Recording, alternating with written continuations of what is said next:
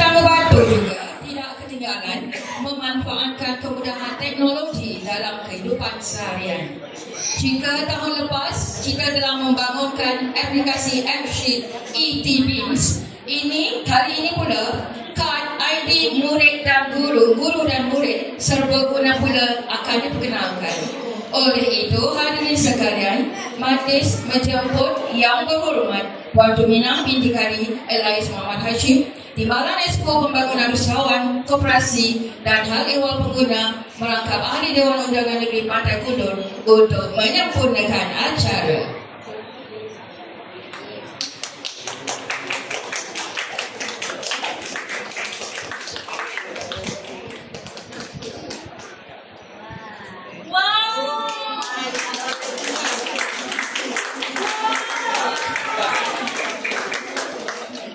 Boleh bagi mic kat saya tak? Okey, saya terlupa sebenarnya tadi sebab excited banget saya nak jelaskan. Sebenarnya kad ID ni untuk sekolah ni yang pertama, adik-adik, tuan-tuan, tempat kepada kad ni bermula dilaksanakan nanti naik sekolah. Hari Rabu kita cuti kan?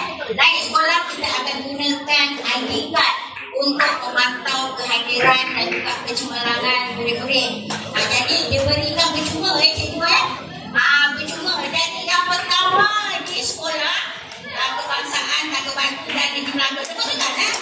Kreatif. Tanya cikgu kreatif. Alhamdulillah. Saya bangga dengan Tangga Batu.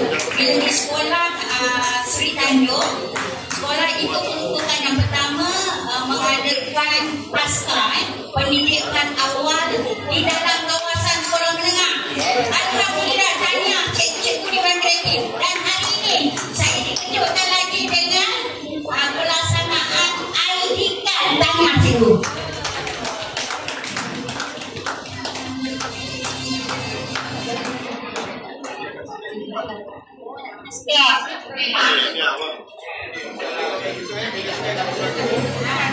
Okey, tuan-tuan dan puan-puan hadirin sekalian, sila ke skrin utama untuk melihat fungsi kad ID serbaguna guru dan murid SK Tangga Batu. Okey, selamat berjaya pada sekolah.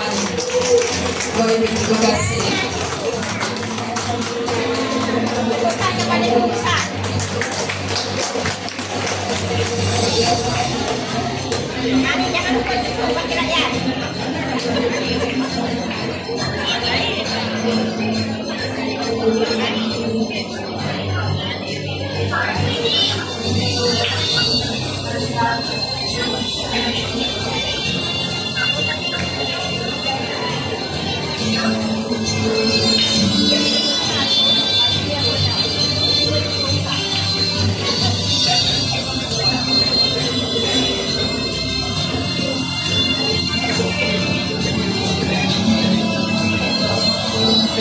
Thank you.